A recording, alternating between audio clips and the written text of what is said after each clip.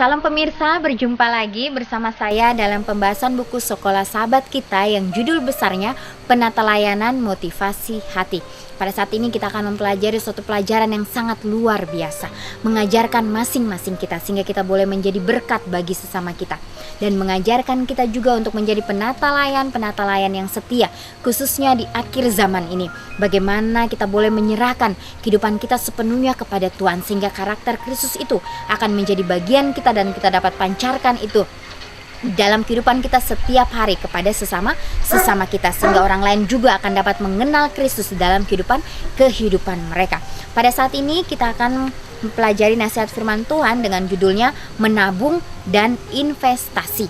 Ya, saya mengundang akan seluruh anggota keluarga dan saudara-saudara semua. Baiklah, kita boleh berkumpul bersama-sama. Kita akan mempelajari nasihat firman Tuhan pada saat ini, dan biarlah rencana-rencana indah Tuhan itu akan menjadi bagian masing-masing kita. Semut bekerja untuk menyimpan persediaan untuk musim dingin. Ya, di Amsal 6 ayat 6 sampai 8. Kita bijaksana ketika kita mempertimbangkan cara-cara mereka ketika kita menabung uang secara rutin untuk maksud tertentu, ya.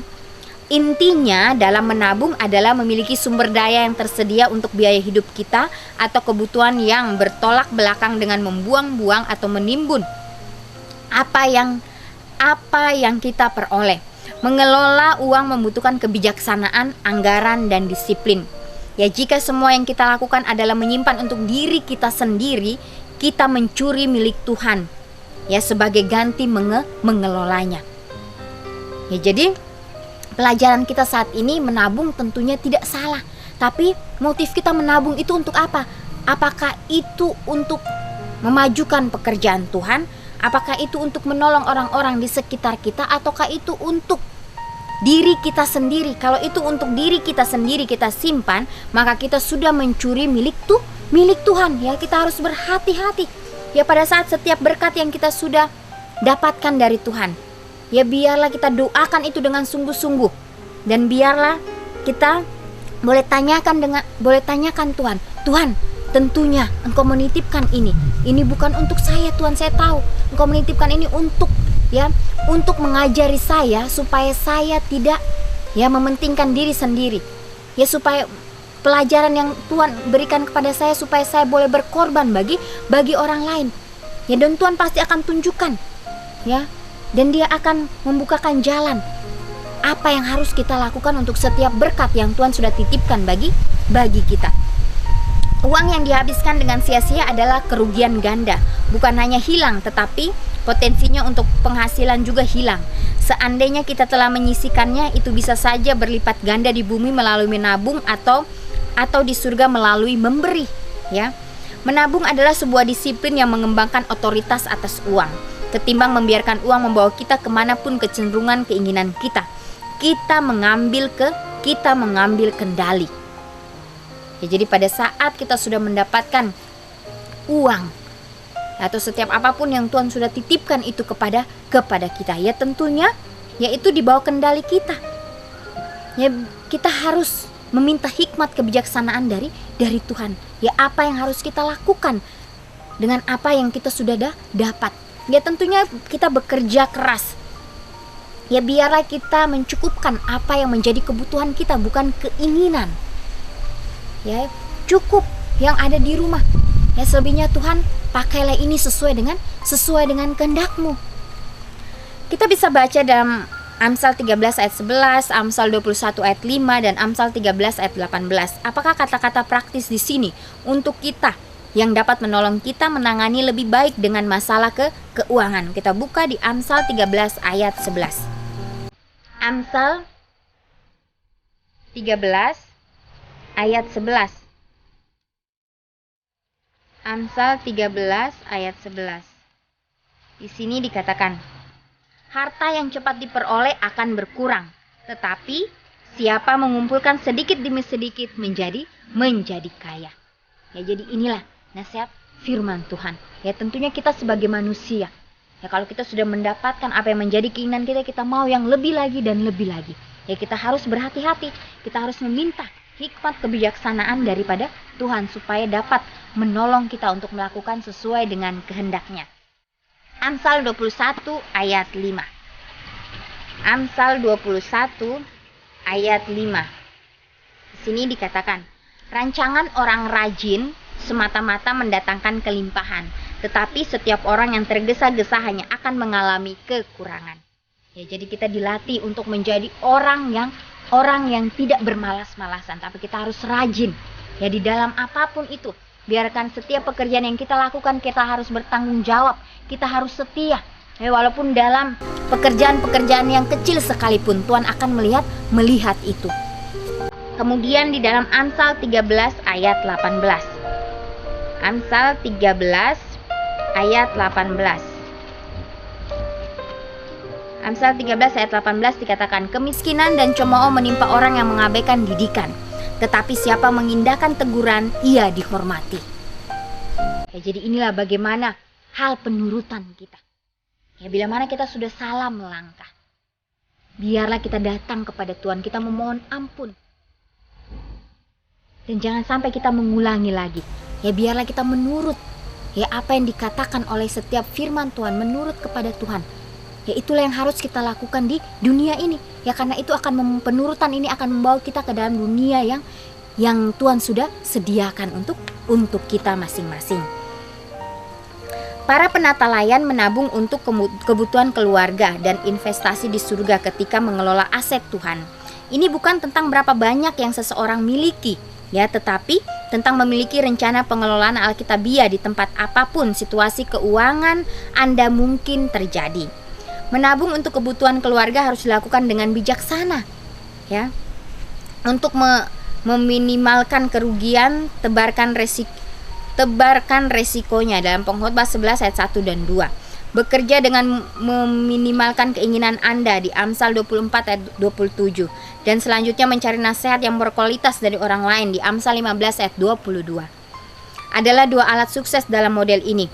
Sementara kebutuhan terpenuhi dan kekayaan bertambah, kita harus mengingat, tetapi haruslah engkau ingat kepada Tuhanmu, sebab dialah yang memberikan kepadamu kekuatan untuk memperoleh kekayaan. Ulangan 8 ayat 18. Model investasi yang paling aman bagi penata layanan Tuhan adalah berinvestasi dalam kerajaan surga.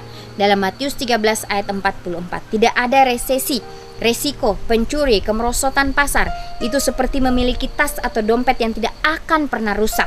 Di dalam Lukas 12 ayat 23, menerima Kristus, membuka rekening dan mengembalikan persepuluhan dan memberikan persembahan adalah deposito. Artinya, seberapa banyak pun kita butuhkan untuk mengurusi hal-hal duniawi dan jasmani di sini, seperti membayar tagihan, kita harus tetap selalu menjaga fokus kita pada kebenaran abadi. Ya, jadi sudah jelas nasihat firman Tuhan pada saat ini. Ya, dikatakan yang lebih aman biarlah kita mengumpulkan harta kita di surga. Ya, apa itu? Ya, inilah bagaimana melatih karakter kita supaya kita sesuai dengan karakter Kristus. Biarlah apa yang ada, yang Tuhan sudah titipkan untuk kita berikan kepada orang-orang yang membutuhkannya. Itulah harta yang akan kita kumpulkan nanti. Ya, bagaimana di kerajaan surga sana kita akan mendapatkan upahnya, kehidupan yang kekal untuk selama-lamanya. Ya, karena kita di dunia ini kita hanya sementara. Ya, kita hanya menumpang. Ya, bagaimana Tuhan masih memberikan kita kesempatan hari ini dan hari-hari berikutnya. Mungkin kita sudah salah melangkah, tapi biarlah kita datang memohon ampun kepada Tuhan, sehingga dapat mengubahkan kita sesuai dengan kehendaknya.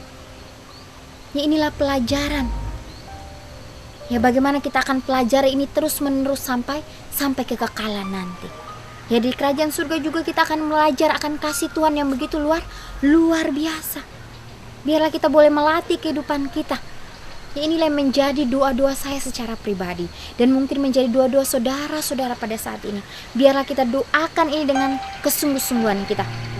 Ya, bagaimana Tuhan akan menuntun kita sesuai dengan kehendaknya. Kita bisa baca juga di dalam 2 Korintus 8 ayat 18. Bagaimanakah kita bisa menjaga kebenaran ini selalu di hadapan kita, sementara pada saat yang sama hidup sebagai penata layan yang bertanggung jawab di sini. 2 Korintus 4 ayat 18. 2 Korintus 4 ayat 18. 2 2 Korintus 4 ayat 18 dikatakan, sebab kami tidak memperhatikan yang kelihatan, melainkan yang tak kelihatan, karena yang kelihatan adalah sementara, sedangkan yang tak kelihatan adalah kekal. Ya, biarlah kita melakukan apa yang menjadi bagian kita. Selebihnya kita serahkan kepada Tuhan. Ya, jangan sampai kita seperti bangsa Israel. Ya, hanya mau melihat yang kelihatan. Mereka sudah mendapatkan mujizat dari hari ke hari, tapi mereka masih tetap mengeraskan hati mereka. Ya, biarlah kita boleh sadar. Biarlah kita boleh bangun. Ya, bahwa kita sebagai umat-umat Tuhan, ya, bagaimana Tuhan sudah memberikan kita misi untuk kita menjangkau akan orang-orang di luar sana dengan kasih yang datangnya dari Kristus sendiri. Inilah yang menjadi suatu pelajaran bagi masing-masing kita, supaya kita boleh meminta akan tuntunan Tuhan, sehingga kita tidak salah melangkah di dalam kehidupan kita. Ya, karena masing-masing kita rindu ya untuk pergi ke tempat yang Tuhan sudah sediakan bagi kita, yaitu surga yang penuh dengan kedamaian, surga yang penuh dengan sukacita. Di sana tidak ada lagi kesedihan, tidak ada lagi ratap tangis, tidak ada lagi kejahatan. Ya, biarlah kita mau melatih kehidupan kita mulai saat ini. Inilah ya bagaimana amaran demi amaran diberikan kepada kita, supaya kita boleh datang kepada Tuhan, meminta akan tuntunannya menjadi bagian kita. Ya, kalau kita mengingat kembali perjalanan Yesus, ya pada saat Yesus berada di dunia ini, ya Yesus turun ke dunia ini menjadi seorang hamba. Ya, bagaimana dia melayani satu dengan yang lain. Yesus menggunakan tangannya untuk menjangkau orang-orang yang membutuhkan akan keberadaan Yesus. Yesus menggunakan kakinya ya untuk berjalan, untuk menemui orang-orang yang membutuhkan kedamaian surga. Ya, Yesus tidak mempunyai bantal untuk meletakkan kepalanya. Yesus hanya membutuhkan orang-orang yang penuh kasih untuk memberikan dia tumpangan, untuk memberikan Yesus makan. Ya, jadi kesederhanaan yang Yesus tunjukkan begitu luar biasa. Bagaimana kita tidak perlu khawatir dengan setiap makanan kita, dengan setiap pakaian kita. Tidak perlu khawatir. Ya, kita harus belajar. Ya, harus belajar dari hari ke hari. Ya, tentunya Yesus tidak melarang kita untuk bekerja, tidak. Tapi bagaimana kita bekerja pada saat kita berada di tempat kerja kita, kita menunjukkan akan karakter Kristus di situ. Ya, sehingga orang lain juga dapat mengenal akan kasih Kristus yang begitu luar biasa. Ya, jadi jangan sampai kita salah melangkah.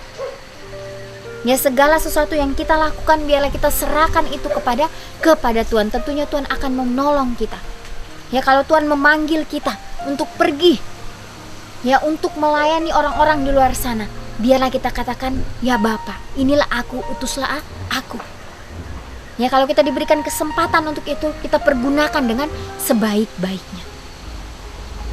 Inilah nasihat firman Tuhan pada saat ini. Biarlah kita terus mengandalkan Tuhan di dalam kehidupan kita. Karena kita hidup di akhir zaman di mana setan bekerja keras untuk menjatuhkan setiap umat manusia. Dia tidak ingin supaya kita lebih dekat dan lebih dekat kepada Tuhan. Dia akan mencari begitu cara untuk menjatuhkan kita. Tapi kita harus yakin dan percaya bahwa kuasa Tuhan itu sanggup mengalahkan kuasa apapun yang ada di dunia ini. Inilah pelajaran kita pada saat ini. Biarlah kita boleh berkomitmen untuk tetap memfokuskan pandangan kita hanya kepada Kristus saja. Biarlah kita boleh menjadi pembawa-pembawa terang di akhir zaman ini. Biarlah kita boleh tetap setia, kita boleh tetap dalam kebenaran firman Tuhan. Ya pemirsa, inilah nasihat firman Tuhan pada saat ini. Biarlah iman seperti Yesus, iman yang selalu bersandar kepada Bapa di surga itu akan menjadi bagian kita. Kita akan berjumpa lagi di kesempatan yang berikutnya dan Tuhan memberkati.